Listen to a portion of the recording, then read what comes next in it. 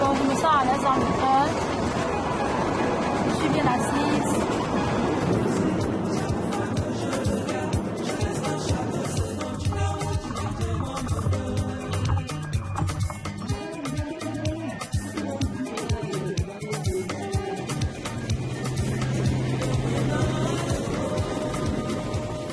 Naturellement, nous sommes contents de rendre service aux gens tous les jours. Vous avez des gens dans le train qui sont en train de se déplacer, c'est parce que nous existons. Donc c'est une satisfaction de savoir que vous apportez des services aux gens.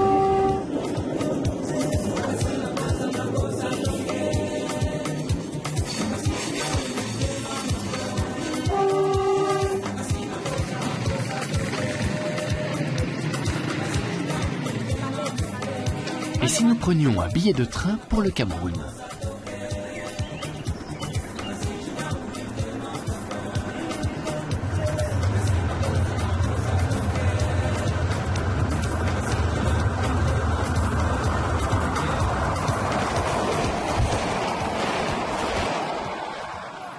L'Afrique en miniature.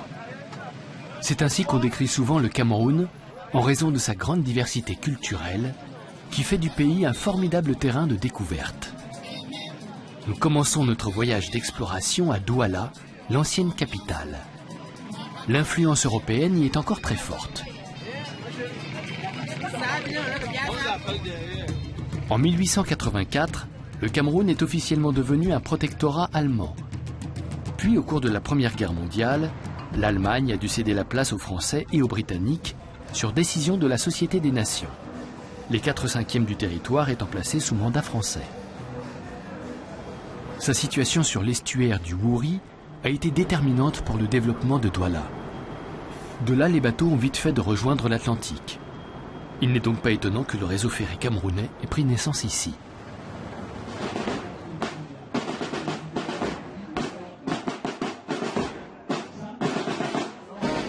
Tout près du port, le 8 mars, les femmes donnent le ton.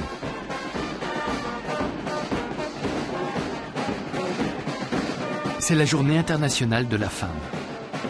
Les Camerounaises portent des tenues spécialement conçues pour l'occasion, dans des tissus dont elles ont elles-mêmes défini les motifs. Si les femmes ont officiellement les mêmes droits que les hommes au Cameroun, juridiquement parlant, elles sont encore bien souvent victimes de discrimination. Mutilations génitales et mariages forcés sont encore très répandus au Cameroun. Les femmes profitent de cette journée pour faire entendre leur voix et appeler à des changements sociaux. Oui, on va dire ça. Les femmes ont beaucoup, parce que moi je suis également officier d'état civil. C'est pour vous dire que la femme, encore il y a une décennie, on ne la voyait pas monter et descendre. Mais depuis que le président de la République est là, on essaye quand même de faire en sorte que la parité soit. Nous sommes aujourd'hui au moins 30% des femmes qui sont là pour que nous marchions avec nos hommes. Parce qu'ils ont compris que nous sommes des partenaires, ils ont compris que la femme est le socle fiable d'une famille équilibrée. Ah oui. Et que sans cette femme, l'homme n'est rien.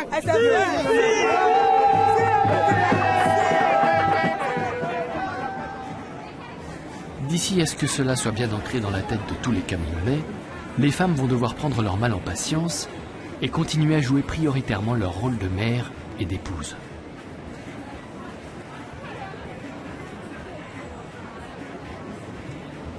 Tôt le matin, nous nous rendons à la Banop, ainsi que l'appellent encore de nombreux Camerounais. Banop est une déformation du mot allemand Bahnhof, la gare. En effet, celle-ci est née sous le protectorat allemand, comme l'ensemble du réseau de chemin de fer camerounais.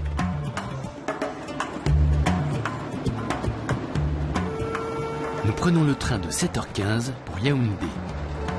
Le prochain est à 16h, et il est plus lent, si bien qu'il nous aurait fait arriver de nuit.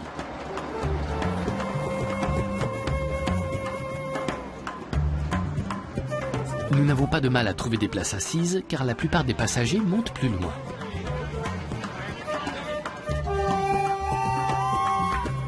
Notre périple débute sur une voie dite étroite ou métrique, car les rails sont écartés d'1 mètre. Le Cameroun est un pays d'Afrique centrale, situé au bord de l'océan Atlantique.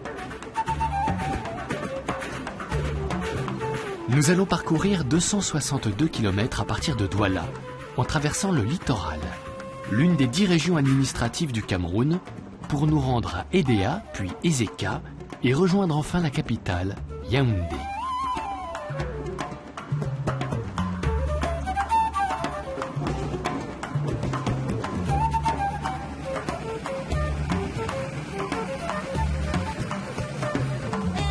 C'est seulement en 1908 que les Allemands ont lancé les travaux de construction du réseau ferroviaire dans leur plus grande colonie. Pour rattraper le temps perdu, ils ordonnaient aux ouvriers de travailler à toute vapeur. Donc, disons que le chemin de fer Douala-Yaoundé fait partie d'un grand projet de ce qu'on appelait les chemins de fer colonial allemands. Le projet était divisé en 2. La ligne du nord qui parlait de Douala, du Konsama jusqu'à Tangaoundé, était prévue jusqu'à Kochak, et la ligne du centre, c'était une ligne qui est censée aller jusqu'à Moulounou, et conduire jusqu'au Tanganyika. La ligne du centre, ou Mittelbahn, devait favoriser le développement économique du Cameroun.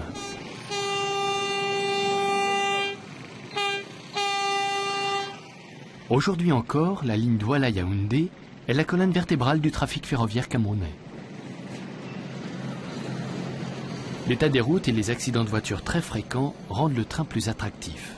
Mais là aussi beaucoup de tracasseries, parce qu'il semble-t-il que le transport au Cameroun ne va pas très bien.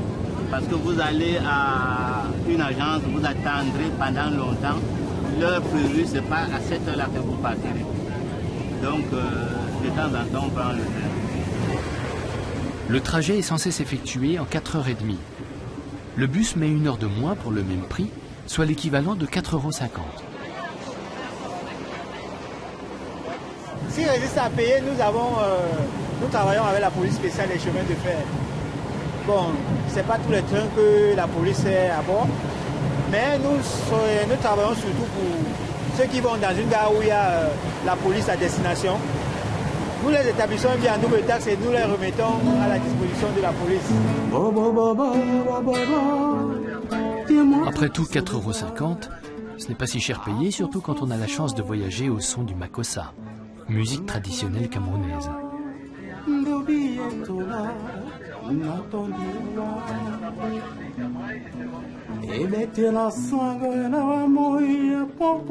Le makossa est typique de la région de Douala.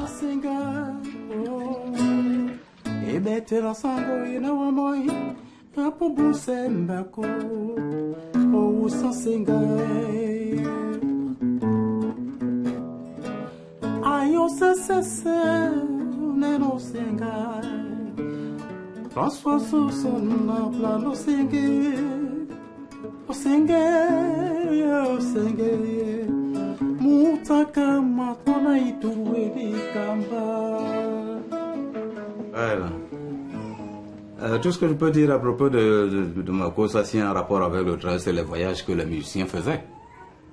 Les voyages que les musiciens faisaient, partant de Douala vers Konsamba, partant de Douala vers Yaoundé, pour aller animer certaines fêtes.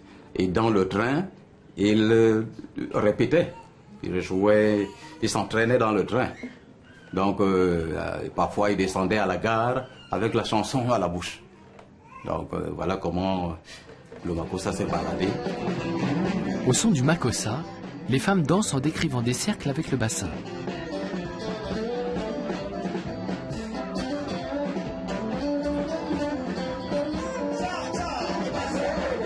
Il faut savoir que le makossa est issu d'une danse traditionnelle de Douala, le kossa. Danse quelque peu licencieuse où l'homme se colle à la femme en faisant des mouvements du bassin.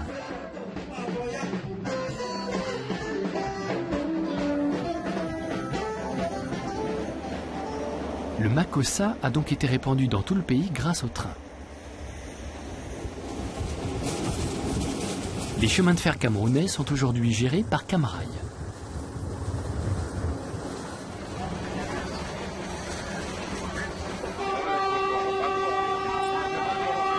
L'entreprise appartient en grande partie au groupe français Bolloré. À en croire ses employés, celui-ci ne cherche pas particulièrement le profit. En fait, moi, je ne parlerai pas de gain. Vous savez, le transport, c'est une mission. Nous permettons aux gens de se déplacer. Bon, maintenant, les marchandises, nous permettons aux marchandises aussi de se déplacer. Donc, en termes de gain, ce qui est vrai, c'est que le transport marchandise rapporte gros que le transport voyageur.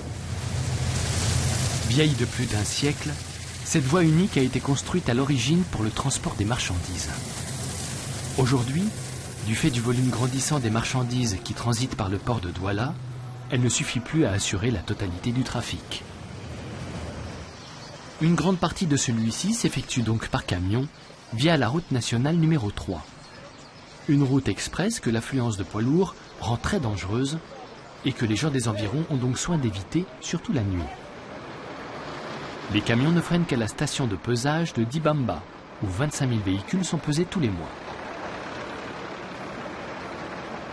En réalité, la fonction du poste de pesage de Dibamba est de réduire au maximum les cas de surcharge. Sa fonction, on ne parlera pas d'une fonction économique. Économique, oui, parce que cela permet de protéger au maximum notre patrimoine routier. Parce que si nous laissons les véhicules avec un taux de surcharge très élevé prendre nos axes routiers, et puis très tôt ces axes routiers vont se détériorer. Le Cameroun est un important pays de transit pour des États comme le Tchad. 40% des marchandises sont acheminées en train jusqu'à Ngaoundéré, dans le nord du pays. Plus vite et moins cher.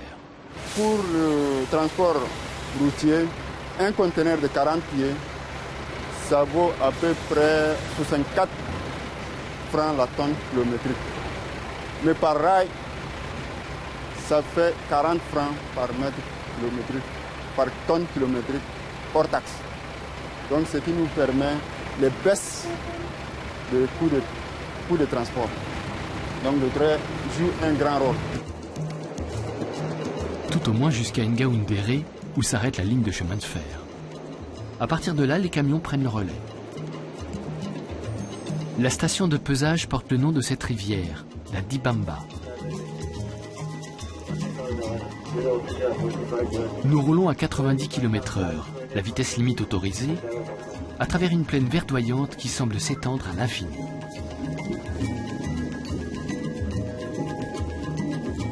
Les trains assurent une fonction sociale. Pourtant, c'est beaucoup plus pour les populations. Parce que comme vous voyez, nous traversons la forêt, nous désenclavons les populations, nous permettons aux populations déjà de se mouvoir. En raison de cette fonction sociale, les chemins de fer sont subventionnés par l'État qui leur dicte sa politique de prix en matière de transport des voyageurs. En matière de transport des marchandises, Camrail fixe ses prix elle-même.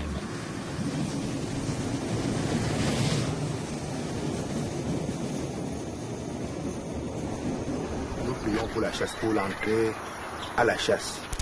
Éternel notre Dieu, notre Père, toi qui es Dieu et qui connais toutes choses, nous te prions. Afin que toi qui es Dieu, que tu bénisses ces chasses et que tu sois au contrôle et que tu nous protèges de toute attaque de serpents, de toute attaque d'ennemis et que tu nous gardes contre toute attaque, mon Dieu, des serpents venimeux et que tu prends la première place en ces chasses et tu bénis ces chasses. Père tendre et secourable, viens donc, règne et domine. Prends la première place au nom puissant de Jésus-Christ. Amen. Nous accompagnons David et ses amis à la chasse.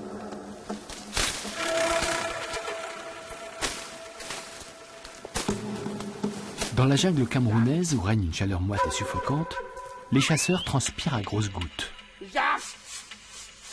Les chiens flairent le gibier.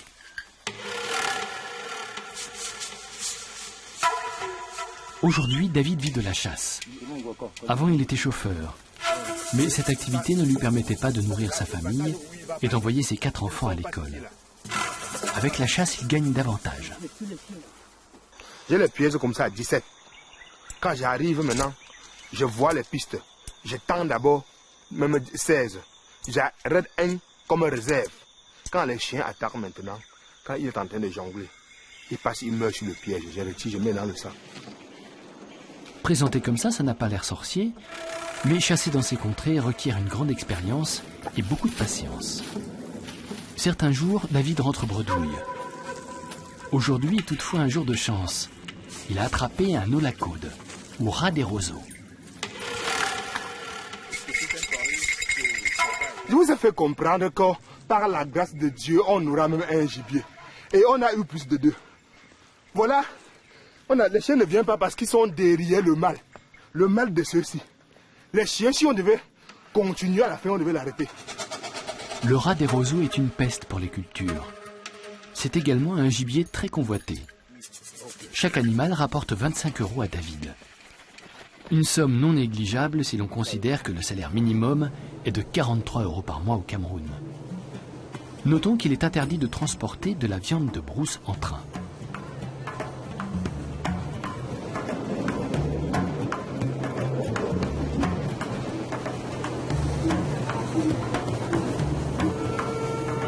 On se rend à peine compte aujourd'hui de la difficulté qu'a représenté la construction de la voie ferrée à travers la jungle.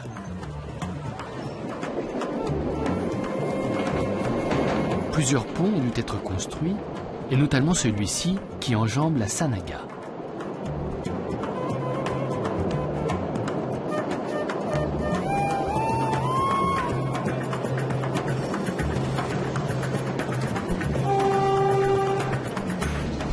Il a fallu 4 ans pour achever la construction du tronçon Douala-Edea, long de 84 km. Donc en termes d'investissement, l'investissement allemand au Cameroun est énorme, à mon avis, est énorme. Bon, et comparativement à la durée aussi, parce que la construction allemande c'est 1884, 1914, ça n'a pas duré, mais ils ont énormément investi. Alors que la durée française était énorme, ils n'ont pas beaucoup investi.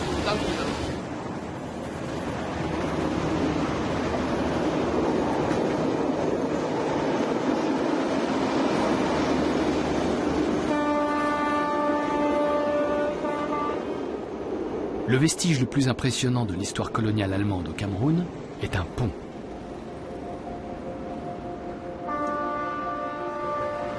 S'il n'est plus emprunté par le train aujourd'hui, à l'époque de son inauguration, c'était le plus long pont de chemin de fer en arc métallique du continent africain, avec une portée de 160 mètres. Ce pont, comme tous les ponts, a une structure linéaire. On sait où il commence et où il finit. Aussi est-il utilisé par le projet artistique intitulé « Pont culturel, les flâneurs d'Edea ». Ce projet est soutenu par le Goethe-Institut, qui oppose la linéarité du pont à la confusion des Camerounais, lesquels cherchent leur chemin tels des piétons désorientés. Il est également le symbole d'une longévité et d'une solidité de relations entre le Cameroun et l'Allemagne. Donc c'est la relation entre le Cameroun et l'Allemagne qui, pour l'Institut Goethe, est symbolisée par ce pont. Ce pont qui devient le pont culturel de rencontre entre deux cultures. C'est à ces infrastructures de transport qu'Edea doit son importance. En 1891, les Allemands y aménagent une antenne gouvernementale.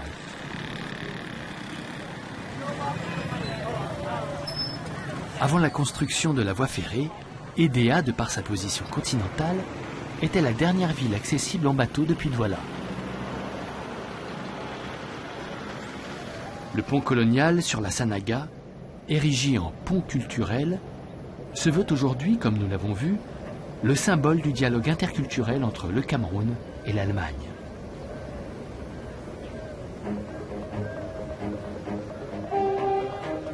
En contrebas du pont, sur la Sanaga, nous avons un petit aperçu du deuxième sport préféré des Camerounais après le football, la course de pirogue.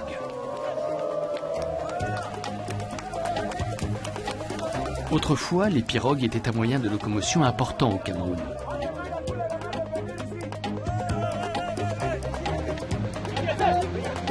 Ces hommes rament à toute vitesse sur plusieurs kilomètres. La Sanaga, longue de près de 1000 km, est le fleuve le plus long du Cameroun.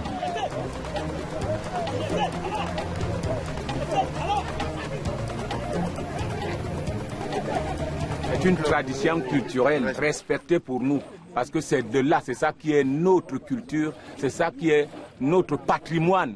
Vous savez que c'est à base de l'eau qu'il y a l'économie dans le mondial. Alors c'est la pirogue qui est un outil sacré chez les Olorompo et pour nous la coutumière des Olorompo. Donc nous ne nous amusons pas avec ça. Il y a 1000 raisons pour traverser Edea et une bonne raison de s'y arrêter. Ce dicton fait référence à la fonction de transit d'Edea.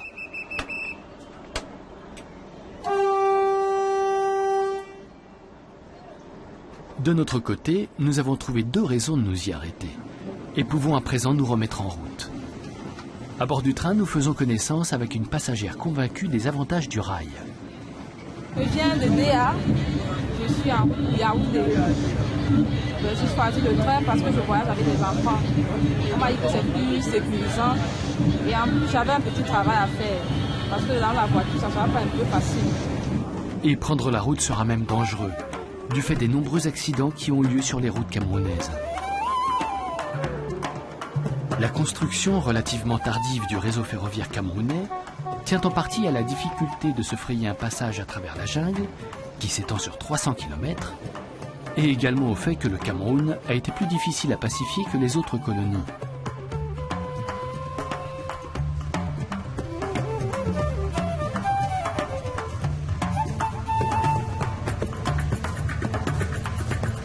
La chaleur, l'humidité, une longue saison des pluies et des complications en matière de ravitaillement des ouvriers ont contribué à retarder la réalisation du projet ferroviaire. Avant la construction des chemins de fer, le transport des marchandises s'effectuait à dos d'homme.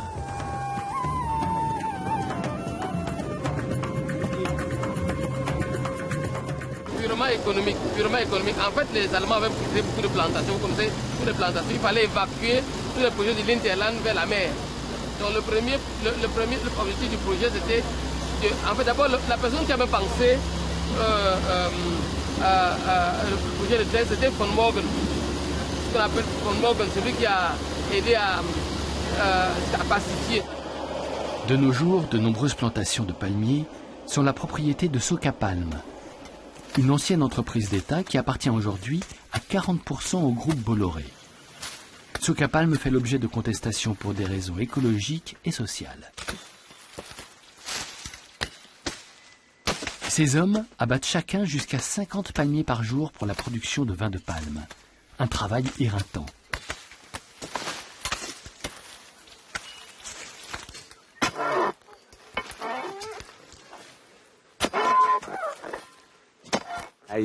Je n'ai pas de mauvaises intentions envers quiconque, parce que je suis occupé. Si vous me regardez, vous verrez que je fais quelque chose de mes 2 mains. Et quand on fait quelque chose d'utile pour soi-même, on éprouve une certaine satisfaction. Lorenz travaille ici depuis 18 ans et gagne l'équivalent de 130 € par mois, soit le triple du salaire minimum.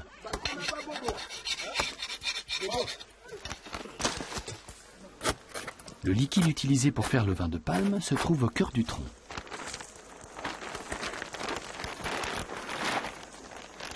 Le jus de palme coule dans le sac en plastique. Dès que le liquide vire au blanc, on parle de vin de palme. Au début, il n'est pas encore alcoolisé. Selon la tradition africaine, on doit servir du vin de palme quand les gens se marient. On peut aussi boire du whisky ou n'importe quelle autre boisson alcoolisée, mais il faut qu'il y ait du vin de palme pour que le mariage soit validé, selon la tradition africaine et camerounaise en particulier.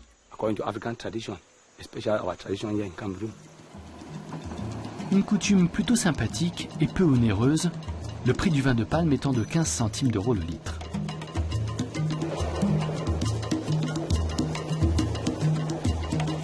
Nous nous approchons maintenant d'Ezeka.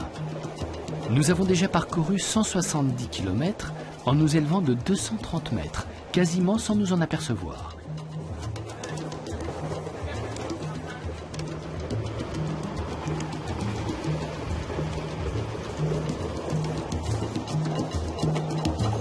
Aujourd'hui, il y a 2 hommes dans la cabine de conduite. Il s'agit d'un trajet de formation. Travailler pour les chemins de fer camerounais, c'est avoir un poste fixe et un salaire fixe. Le métier de cheminot est donc très convoité. Bon, en fait, ce que je peux transmettre à mon stagiaire, il y a la connaissance de la ligne, donc les points singuliers de la ligne, les montées, bon, nous on appelle les rampes. Bon, dans le langage on appelle les rampes, les montées. Bon, je lui montre à tel PK on va monter, à tel PK nous allons descendre, bon, les points singuliers, et aussi la technologie de la machine.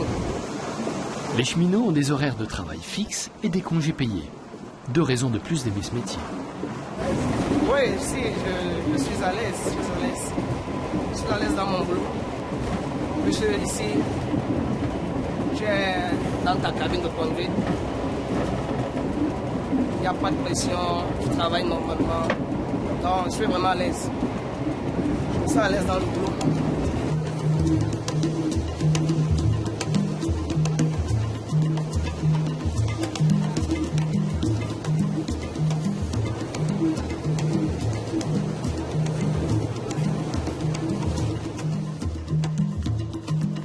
Il faut néanmoins rappeler que pour construire le réseau ferré, les Allemands ont exploité les Camerounais en les traitant comme des esclaves et en les faisant travailler dans des conditions inhumaines. Un très grand nombre sont morts de faim ou ont été emportés par la malaria.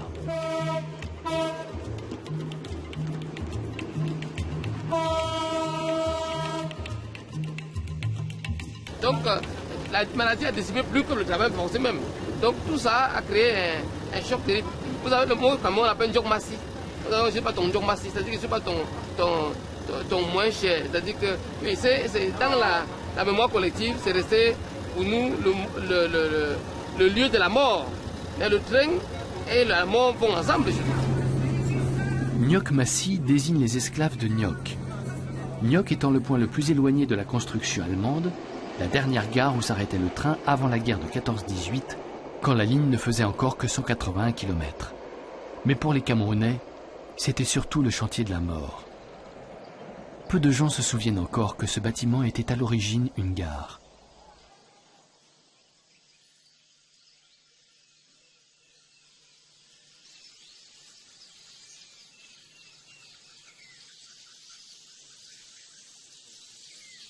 Depuis, il a été converti en chapelle.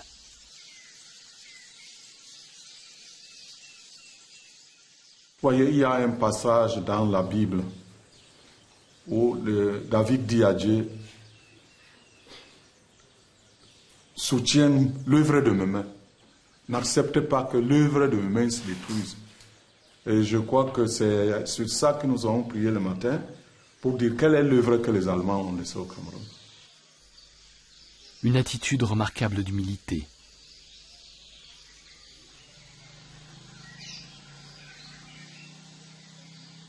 Là où il n'y a plus de traces de blessures, mais quelque chose pour l'Afrique de demain. Parce que nous croyons que l'Afrique, c'est le continent de l'avenir. Et moi, je souhaite que les jeunes comme ça qu'ils viennent, et peut-être ensemble, nous pouvons encore faire quelque chose. La ligne qui mène à Mbalmayo aurait dû être achevée en 1916. Jusque-là, le transport s'effectuait par le Nyong, une rivière navigable. Mais la guerre a réduit le projet à néant. La plus grande partie du Cameroun et l'ensemble de son réseau ferré sont alors passés, comme nous l'avons dit, aux mains des Français. Quand la guerre commence, ils sont autour de Zeka, je crois, un peu à Bidjoka, quelque chose comme ça là. C'est les Français qui vont terminer. Mais les Allemands ne vont pas arriver jusqu'à Yaoundé à la guerre. Quand la guerre commence, ils ont déjà commencé. Ils ont fait le plus grand tronçon. Mais ils ont quand même construit la ligne du nord qui allait s'en Konsamba, c'est les Allemands. Et la ligne du Mittelbahn, la ligne du centre, jusqu'au niveau, après Zeka, la ligne, c'est les Allemands. Quand le Cameroun oriental est passé aux mains des Français, la ligne du centre est devenue la propriété des chemins de fer du Cameroun, qui ont poursuivi les travaux de construction de la voie en la détournant vers Yaoundé, où s'était établie l'administration coloniale en raison de son climat plus clément.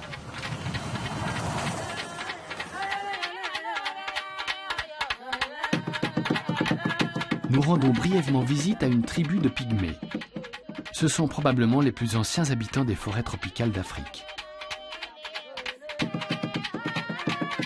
Déjà connus des Égyptiens du temps des pharaons, Ils étaient surnommés les danseurs des dieux, du fait de leur habitude de danser pour honorer les dieux. Le nom pygmée vient du grec pougmaios, qui signifie grand comme le poing, autrement dit petit. Autrefois, ils mesuraient en moyenne 1,40 m. Dans cette partie du Cameroun, ils ont aujourd'hui une taille pour ainsi dire normale et ne vivent plus dans un isolement total. Ils restent néanmoins assez farouches et ne se laissent pas facilement approcher par les inconnus. Les pygmées vivent en harmonie avec la nature et se nourrissent du produit de leur chasse et d'autres aliments récoltés dans la forêt. De miel, par exemple, dont cet homme suspecte que ce tronc est rempli.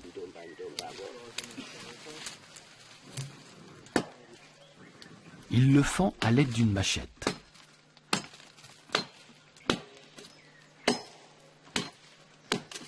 Puis fait sortir les abeilles en enfumant l'intérieur du tronc.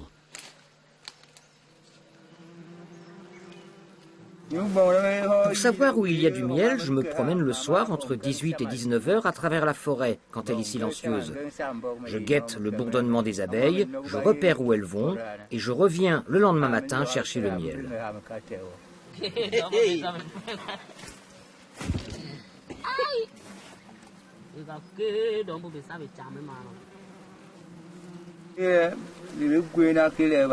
Nos parents procédaient déjà comme ça. Dès que nous sommes dans la forêt, nous nous installons dans un endroit calme où nous voyons les abeilles aller et venir. Et nous guettons leur bourdonnement. C'est quelque chose d'inné chez nous.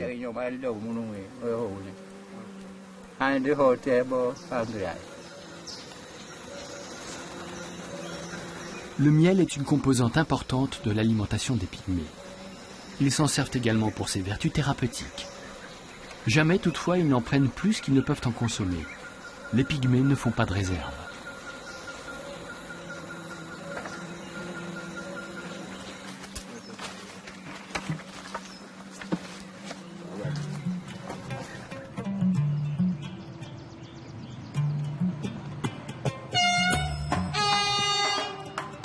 Nous reprenons notre voyage. Nous sommes maintenant sur un tronçon de voie qui a été restauré dans la deuxième moitié des années 70, grâce notamment à l'aide de la Kreditanstalt für Wiederaufbau, l'établissement de crédit pour la reconstruction, une institution allemande de droit public. Le train peut donc rouler un peu plus vite. De 9 h, on est passé à 6 h 30. Peut-être cette aide est-elle à comprendre comme une tentative de réparation eu égard au calvaire imposé à l'époque aux constructeurs de la voie ferrée. Enfin, il ne faut tout de même pas croire que la durée du trajet soit toujours parfaitement respectée. Les choses n'ont pas changé depuis un siècle. Plus on s'éloigne de Douala, moins les horaires sont respectés.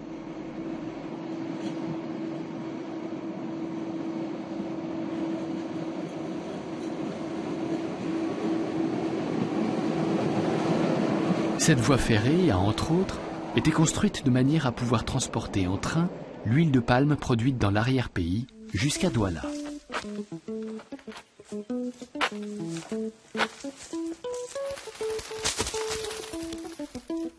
Au milieu du 19e siècle, l'huile de palme était celui des produits camerounais qui s'exportait le plus en Europe.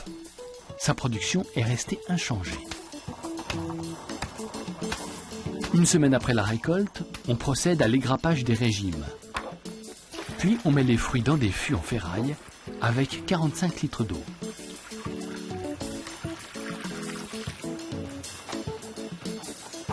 De vieux bouts de tissu sont utilisés pour couvrir les fûts. On fait cuire les noix de palmier pendant 2 à 3 heures.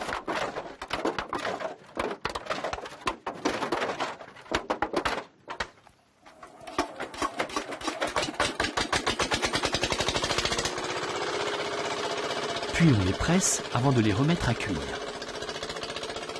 On peut récolter les fruits du palmier à huile 6 mois par an. Le litre d'huile de palme coûte environ 50 centimes d'euros en pleine saison et jusqu'à 75 centimes hors saison.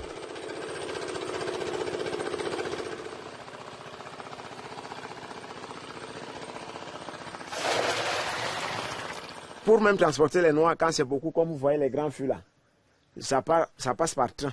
Donc nous prenons ici pour la gare, nous expédions et ça monte. Ça fait donc que nous avons les relations avec le chef de gare qui, lorsqu'il y a la fête, il reconnaît les clients. Il nous donne donc des tricots comme celui que vous voyez là. À chacun sa manière de fidéliser les clients.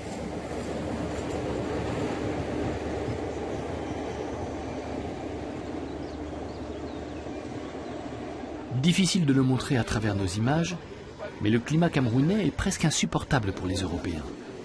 La température avoisine souvent les 35 degrés et surtout l'air est extrêmement humide, ce qui rend la chaleur étouffante.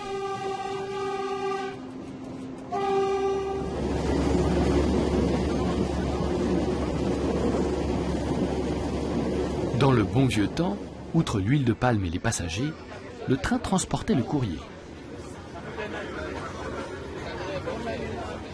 J'ai travaillé même d'ici. J'ai amené même la poste de Douala à Yaoundé pendant 7 ans que j'ai fait ici. J'avais même le wagon où je vendais même des timbres, je laissais le courrier par les gares. Par exemple, comme Edea, Misondo, Ezeka, Makak, Otele, Ngumu, Yaoundé. J'ai laissé le courrier et je vendais même des timbres. À mesure que nous montons en altitude, l'air se fait moins lourd. De plus, on propose toute une gamme de rafraîchissements ainsi que de quoi grignoter. Le tout sans qu'on ait à se déplacer.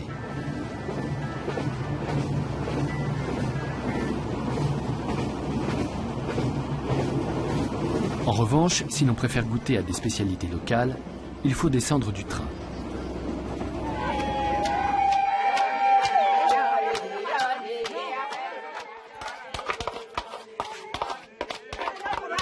Nous visitons Madon, où l'on prépare actuellement du mbongo chobi. Dehors, on attend l'heure du repas en dansant l'assiko, danse traditionnelle des Bassa, peuple bantou autochtone du Cameroun. Le mbongo chobi est le caviar des Bassa. C'est un plat très épicé préparé avec du pangasius, un genre de poisson-chat.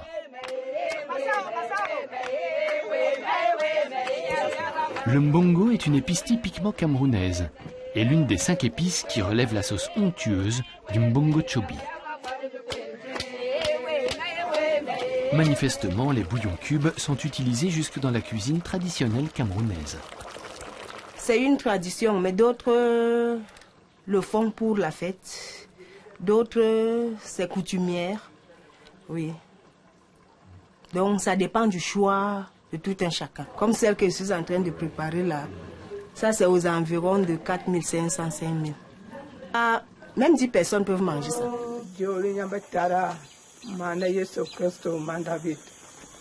5000 francs camerounais sont plus ou moins équivalents à 8 €.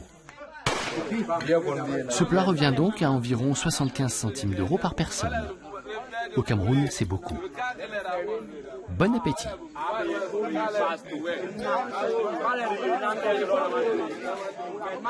Si le vin de palme fait plus couleur locale, la bière est également très appréciée des Camerounais.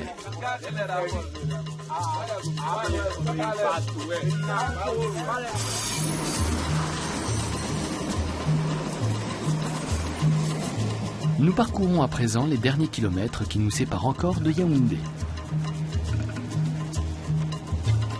Un libraire ambulant voyage avec nous.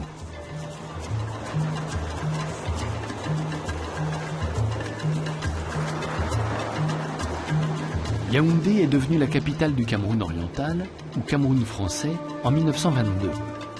Mais ce n'est qu'en 1927 que la voie ferrée est enfin arrivée jusqu'à cette ville, située à 730 mètres d'altitude.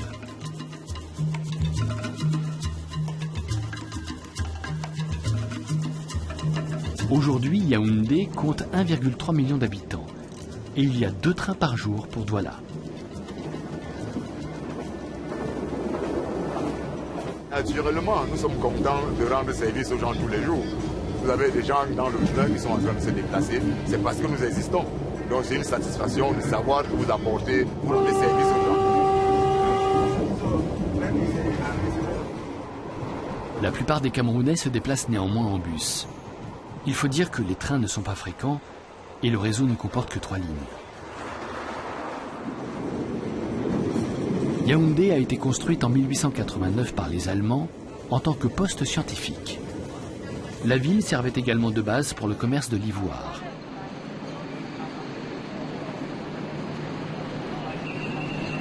Quand le train arrivera-t-il à Yaoundé?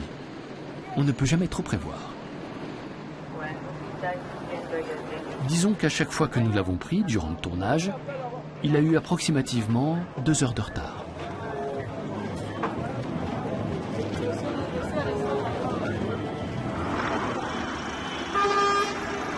Ici aussi, le trafic routier est insupportable.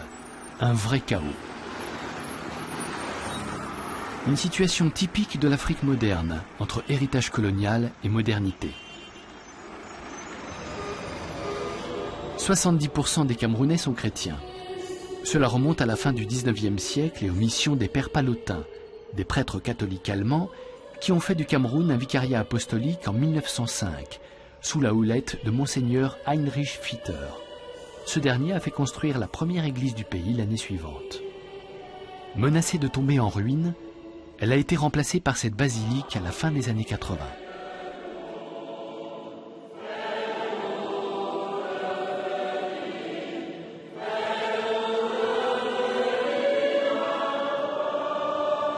Consacrée à Marie, reine des apôtres, elle peut accueillir jusqu'à 4000 personnes.